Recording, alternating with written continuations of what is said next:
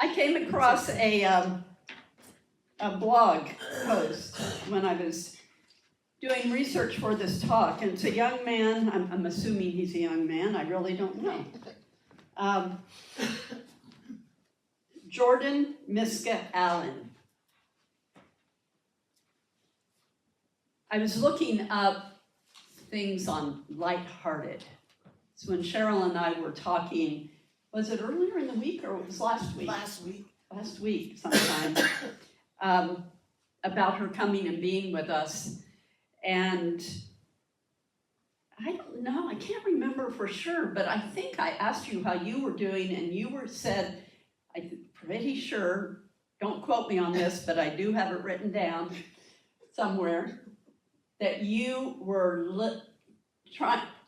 attempting to live your life keeping light as a feather. Yes, keeping my heart as light as a feather. Keeping her heart as light as a feather.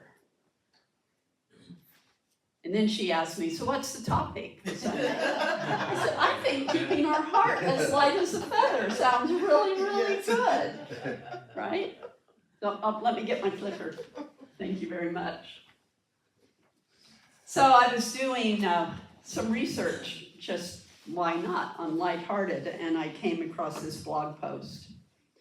I've made the mistake of equating presence with depth, and depth with seriousness and comfort. Did you hear that?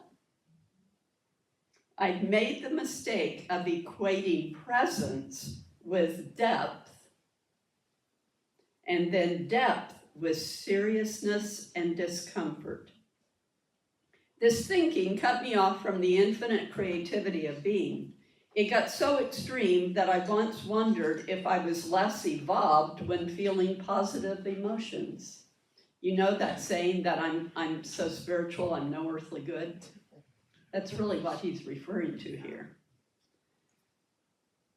He was wondering if he was less evolved when feeling positive emotions, or neutral, or thinking, or playing, or doing anything other than staring into someone's eyes, speaking slowly while feeling dark, painful, shadowy, inexplicable stuff. Next thing I knew, I could only go deep with other people trained in the exact mindset and modality I trained in. I was lonely outside of a super niche group, but as a consolation, I got to feel deeper and better than everyone for staying fully present with my desperate and hopeless desire to connect. We take ourselves so seriously. To be holy is to be serious, right? And when you think about it, how many of us may have been trained culturally? You know, some of you, I wasn't, but some of you may have been raised in a church where you weren't allowed to play music or dance. I see some nods. It's like, heaven forbid, you should have a good time. That's why I love at Easter, dance then wherever we may be. I am the Lord of the dance, said he. And the place in the scripture, I may do my Easter talk on that again. I love that. And by the way, John Albano and his daughter Natalie with her violin. I think, fingers crossed, Natalie will be here for Easter. Anyway, I love that piece where Jesus danced. Where Jesus danced. I'm all over the place here. Let me get back to my reading. Fortunately, I've since found a more complete view that lives up to a more honest definition of presence, sinking into whatever's here, including the so-called superficial. Fun stuff comes from this. For example, over the holidays, I was reflecting on being lighthearted. I'm lighthearted, so my heart is made of light.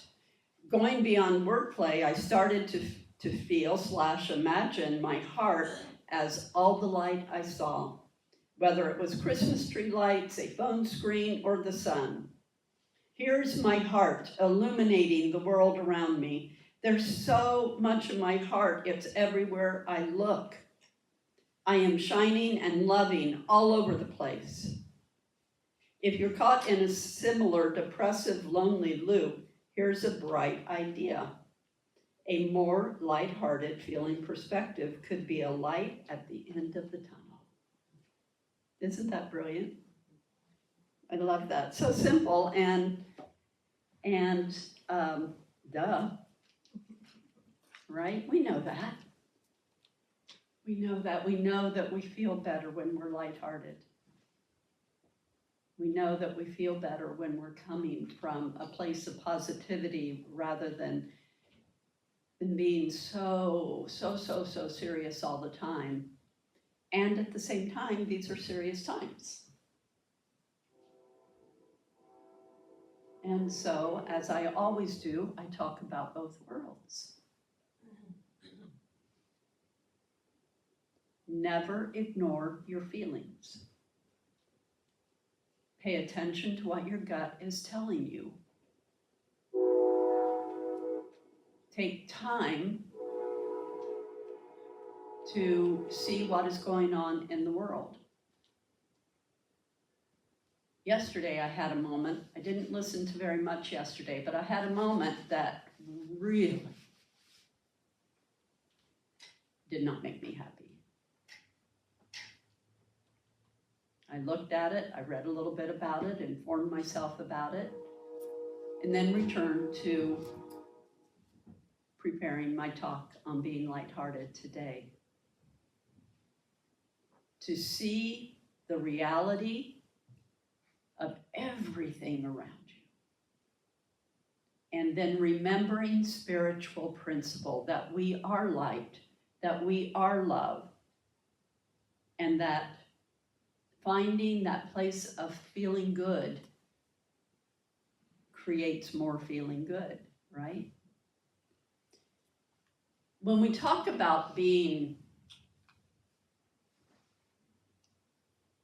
let me read this because I love this quote. To succeed in life, you need three things: a wishbone, a backbone, and a funny bone. Reba McEntire. She's so funny. What was I going to say? We talk about being involved in the world around us. We talk about what is ours to do. How can we show up being more light and love in the world? Do I need to be involved more politically and writing letters and sending postcards and making phone calls and yes and yes and yes? And some of the deepest activist work you can do is finding that still small voice within you that is about light and love and creating that coherent heart resonance with the world. A couple of slides down, it's towards the end, I'm going to give you, so you can take a picture of it if you want. A slide has 2 YouTube videos on it. One of them is Breaking Down with Mayim Bialik. I don't know if you've ever watched her. You remember Mayim, some of you, from Blossom when she was young, and then also in pop culture people, Big Bang, right? Sheldon's girlfriend / wife, because she's brilliant in that. Anyway, she has this amazing YouTube channel, and it's called Breaking Down. She says, we break it down so that you don't have to break down. And she's a neuroscientist, and she has the most wonderful guests come on and talk about amazing things. I always feel smarter after watching her. And this week, my daughter sent me one of the latest ones with Deepak Chopra. Nodding heads. Some of you have seen it. It's so good. And talking about, Deepak says that in 20 years, we're going to see a new human. with the way DNA is shifting and changing. And then last evening, I went to Pam Gregory, and Kelly turned me on to Pam Gregory. She's an astrologist. And she has a channel called, and I have it on the slide that I'll bring up, but it's called DNA something. And she was talking about the exact same stuff that Deepak was talking about how in this tumultuous time that we're going through, that the shifts and the changes and the evolution is phenomenal. How many of you like roller coasters? Roller coaster fans in the house? Some? I'm not one of those people, but boy, are we on one. So if you really love roller coasters, you might really be enjoying this ride. Me, I kind of hang on with both hands and my eyes closed and screaming until I remember to find that breath, to find the quiet and the silence within me, connect to my God, to my source, and change my mind so that I can get back into that light-hearted way of being. Folks, we know it's truly the only way through. We have known that from before the moment we first opened our eyes on this planet, because we are the light. And there is only one presence and one power. And if there is only one presence and one power, then we are a part of that one presence and one power. Charles Fillmore, co-founder of Unity. As we think, we create conditions. I showed this last week, I added on to it. As we think, we create conditions. As we change our thoughts, we change the conditions. And the more we think of the light, the more we manifest it. And I'm trying to remember what Deepak said, because he kind of shifted it around. He said, we see what we believe is how we normally hear it. But he was saying we believe it and then we see it, right? So change your mind. Change your mind. Even if you're too frustrated, or whatever word you want to put on our physical world at this time, pretend. Try it on. Play with it. It's like, no, I'm too XYZ to get into the light right now. Well, then, congratulations, you're just going to stay out of the light. Now, the truth is, you're not out of the light, you're just refusing to see it. And you're refusing to be it, because it's right there. Right here. Right here. We get to make the choice. Myrtle Fillmore. The Spirit of the Lord is upon me. I have the power to create my own happiness. The Spirit of the Lord is upon me, within me, all around me. We have the power to create our own happiness and to do that deep, deep healing work that is changing the very DNA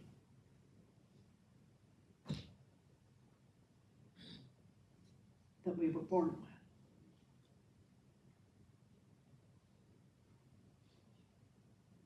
There's so many things. I may still go and pull up that transcript and edit it so that I've got that program where I can just read it.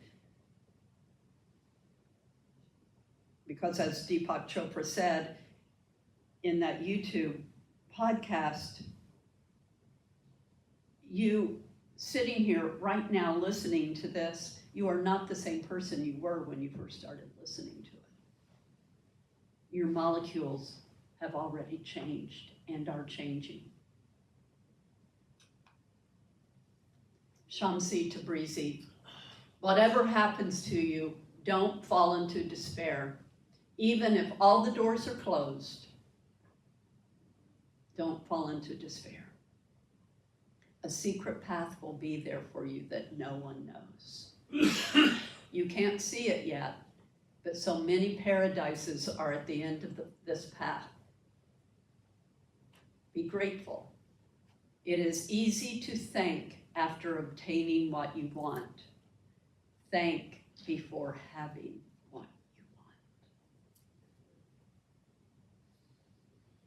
What is your intention? This quote reminds me of the secret garden, right? The garden's right there. We just have to find the door. We are told over and over again that nothing happens accidentally. That all the chaos and turmoil that is happening not only in our country but around the world is calling us up higher. It's actually a gift. I have to breathe into that one sometimes because it can be hard to wrap your head around that. Especially when I think about all the people that are the collateral damage. But we have all shown up at this time on this planet because we agreed to be here. It's like, yeah, I'll go do that. I can do that. And you know what I'm going to do? I am going to find my way into the deepest part of my spiritual heart, and I'm going to hold to the truth of light, love, and compassion, and equity and generosity for all people.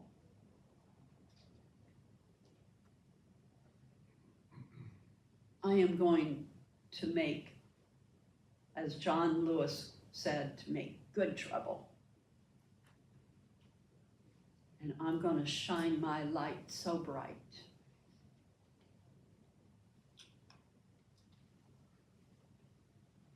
The more we think of the light, the more we manifest it. By connecting with our higher consciousness, we can lighten our hearts and embrace the flow of the universe. Here is the slide. If you want to take a picture of this, you don't. I put the URLs up there, but of course you can find them on YouTube.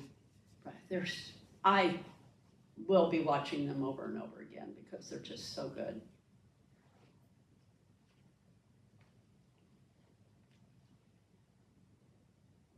Give you a moment to do that.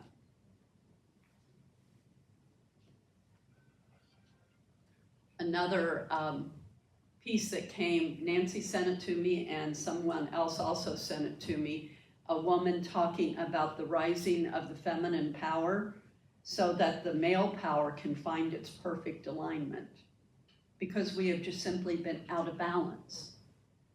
And neither one of these genders, feminine, masculine powers, have been doing our rightful work.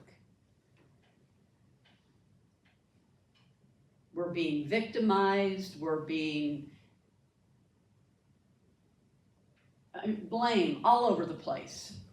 I mean, just all over the place. We do it to each other, and the truth is we are both male and female, and whatever else is going on with these ever duplicating and replicating and expanding X and Y chromosomes in our body. Can we let go of